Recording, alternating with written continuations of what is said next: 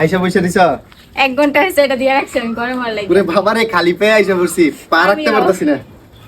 এই যে ডিম, বিষয়টা হচ্ছে গাইস, আজকে আমরা হচ্ছে গিয়ে এই রোদের মধ্যে ডিম বাজি করে দেখবো যে আসলে সোশ্যাল মিডিয়াতে যে এত ভিডিও বানাইতেছে মানুষজন যে রোদের তাপে নাকি মানে এত পরিমাণ গরম হইতেছে করায়া যে ডিম দিলে নাকি ডিমও ভাজা হয়ে যেতেছে। এই বিষয়টা হচ্ছে আমরা আজকে দেখবো যে আসলে এটা কি সত্যি নাকি মিথ্যা।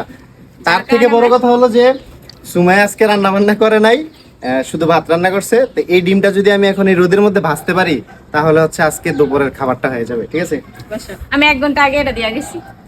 আরেকটা কথা বলে নেই, এটা কিন্তু আমরা এখন দিই না, এটা আরো অনেকক্ষণ আগে থেকে দিয়ে গেছি। 1 ঘন্টা হইব।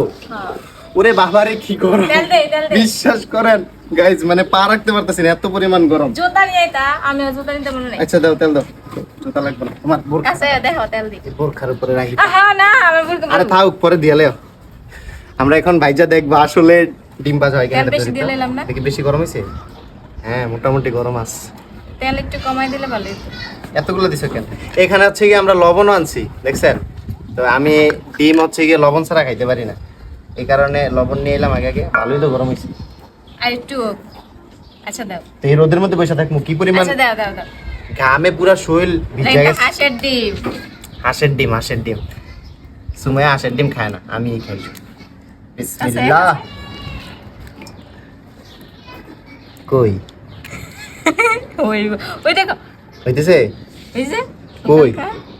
আর তুমি এতগুলা তেল দিছো কি লেগা? দেখি হয় কিনা।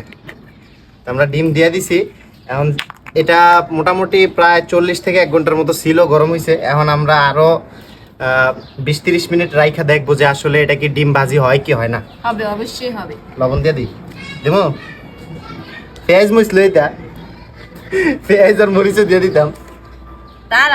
তুমি তেল দিছে কেন গাদার মধ্যে? এতগুলা তেল দেয় মানুষে? এটা হইব, এই যে এই সাইড দিয়ে হইতাছে না, এই যে দেখেন, এই দিক দিয়ে কিন্তু হইতেছে একটু একটু হইছে। ওই যে সাইড দিয়ে দেখো, এই যে একটু একটু হইতেছে। আচ্ছা, আমরা আরো 20 মিনিটের মতো, 20-30 মিনিটের মতো এটা রাইখা দেখি। ওরে বাবা গরম অনেক। আচ্ছা, আমরা 20-30 মিনিট পরে আই। 20-30 মিনিট পরে আমরা আসতেছি, আইসা দেখবো যে আসলে এটা ডিম ভাজি হয়েছে কিনা। আমরা হয়েছে কি এখন আরো 30 মিনিট পরে আইসি ছাদের মধ্যে, আই এখন দেখতেছি যে আসলে ডিমটা হয়েছে কিনা। ওয়াও, হয়েছে তো, দেখেন হয়েছে ডিম। পুরাপুরি হয় নাই, একটু একটু হয়েছে। ওরে বাবা গরম, দেখি দেখি এটা তো। আবার জুতা আনতে ভুলে গেছি। তাইলে আর গ্যাস লাগবে না তো, যেই রোদ ওরে এই যে ডিম বাজিয়ে গেছে কালকে। আবার তো অনেক গরম হয়েছে, অনেক। ধরতে পারবে না, কি পরিমাণ গরম হয়েছে ধরুন আমি দেখেন। ডিম ভাজি কিন্তু হয়ে গেছে, ডিম পোস্ট হয়ে গেছে। ডিম পোস্ট, এই যে ডিম পোস্ট। তো আসলে এটা সত্য যে রোদের মধ্যে ডিম ভাজি হয়ে যায়। হ্যাঁ দেখো কেমন হয়েছে। আরে এই গরম খাইতে পারবো না, নিচে নিয়ে ভাত দিয়া তারপরে হচ্ছে গিয়ে সুন্দর মতো খাবো।